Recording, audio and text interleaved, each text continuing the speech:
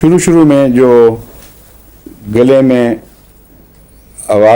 گلے کی خرابی کی وجہ سے آواز بیٹھی ہوئی لگتی ہے، جب وہ بولنا شروع کرے مریض تو ٹھیک ہو جاتی ہے، اور جتنا بولے آواز صاف ہوتی چلی جاتی ہے۔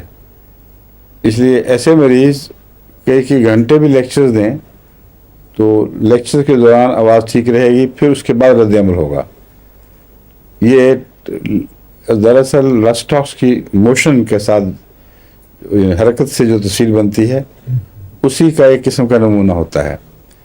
حضرت مسلم موعود کا گلا اکثر خراب رہتا تھا بچپن سے ہی، اور اکثر تقریروں میں آپ کو یہ ملے گا شروع میں کہ میں معذرت کرتا ہوں کھانسنے کے بعد آج کچھ میرا طبیعت خراب ہے، کچھ گلا خراب ہے، اس لیے کچھ مشکل پیش آ رہی ہے، تو سارے ڈر جاتے تھے کہ آج کی تقریر گئی۔ اور جب شروع ہو جاتی تھی تو پھر کئی گھنٹے 6 گھنٹے بھی خطاب جاری رہا اور آواز ٹھیک رہی، اس کے بعد پھر پڑ جاتے تھے پیٹ کے۔ تو یہ جو علامت ہے یہ رسٹاکس کی ہے۔ اب وہ ہومیوپیتھ خود تو تھے، مگر مشکل یہ تھی کہ ایلوپیتھک ہاتھوں میں پھنسے ہوئے تھے۔ ایک باہر کا ایلوپیتھ ڈاکٹر، ایک گھر کا، ایک ڈاکٹر رحمت اللہ صاحب اور ایک بھائی منور، اور یہ روزانہ کی حاضری دینے والے ڈاکٹر۔ اور ابا جان کا یہ عقیدہ تھا کہ سب دوائیں استعمال ہو جانی چاہیے، اس لیے اپنی ہومیوپیتھک اپنے فائدے میں بہت کم استعمال کی ہے، اور دوسرے مریضوں میں بعض دفعہ بہت اچھے یعنی کامیاب نسخے ثابت ہوئے۔ تو اب میں دیکھتا ہوں تو مجھے لگتا ہے کہ رسٹاکس کا کیس تھا جو استعمال نہیں ہوئی، سمجھے؟ اور یہ جو طرز تھی نا حضرت مسلم موعود کی کہ میری طبیعت، اب آپ میری طبیعت ذرا خراب ہے، تو اس وقت لوگ بعض دفعہ کہا کرتے تھے کہ گرد نہ اڑائیں، اور پرالیاں ہوتی تھی جلسے سالانہ میں، اس کے اوپر ذرا تیز قدموں سے چلو تو گرد اٹھتی تھی۔ تو ہمارے خاندان کا ایک بچہ تھا جو اس کو تقریر کا شوق پیدا ہوا جب، تو چونکہ بچپن سے سنا ہوا تھا حضرت مسلم موعود یہ کیا کرتے تھے، تو وہ اطفال کی کو اکٹھا کر کے تقریریں کرنے لگا۔ اور ہمارے ایک عزیز تھے ہمارے ساتھ کھیلے ہوئے، سید احمد صاحب، وہ وفات پا چکے ہیں، جو ایسٹ افریقہ میں بھی ہوتے تھے، حضرت متین چھوٹی آپا کے بھائی، ان کی طبیعت میں خاص مزاح تھا ایک۔ تو انہوں نے جو دیکھا کہ یہ بچوں کو اکٹھا کر کے تقریریں کرتا ہے، تو اس نے کہا میں دیکھوں تو صحیح چھپ کے کہ یہ ہو کیا رہا ہے۔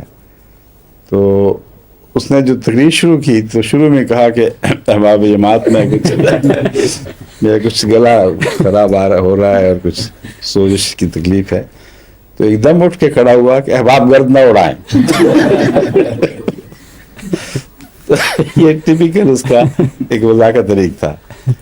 تو مگر رسٹاکس کے کیس میں پھر گرد اڑے نہ اڑے اس وقت کچھ نہیں ہوتا، بعد میں پھر تکلیف ختم ہونے کے بعد پھر سب دردیں اکٹھی ہو جاتی ہیں۔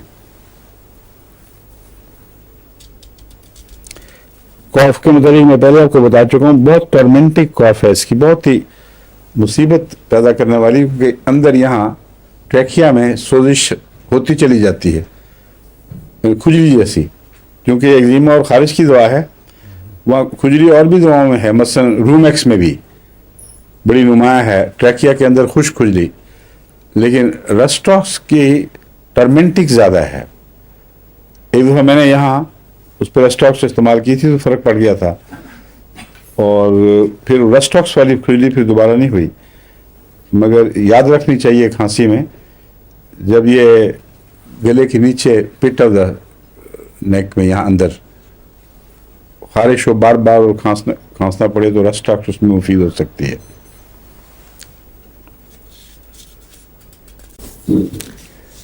کمر کی تکلیفوں کے لیے بہت چوٹی کی دوا ہے، اکثر جو پوری ریڑھ کی ہڈی کے ارد گرد جو مسلز ہیں ان کے اندر جو خرابیاں پیدا ہوتی ہیں اور توازن بگڑتا ہے، بعض دفعہ ایک طرف کو پرولیپس ہو جاتا ہے، ان سب میں رسٹاکس اچھی دوا ہے۔ اور اس کے بعد پھر کلکیریا کارپ کی باری آتی ہے۔ سپرینز جو टखनों में पड़ जाते हैं, इसकी फौरी दवा क्या है?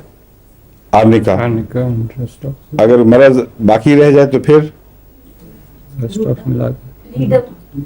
नहीं, रेस्टॉक्स बहुत अच्छी है, और भी ज्यादा अगर रह जाए तो फिर रूटा, यानी पहला आर्निका, फिर रेस्टॉक्स, फिर रूटा, फिर बाकी और बाज़ दफ़ा काम आती है, पैरिकम मसलन काम आ जाती है। ये बाद में बताएंगे। इनकी उंगली उठ गई है अब मोमिन साहब की, कहते हैं बस को काफ़ी हो गई। ठीक है, ठीक है। इंशाल्लाह। बाकी कल। अस्सलाम वालेकुम।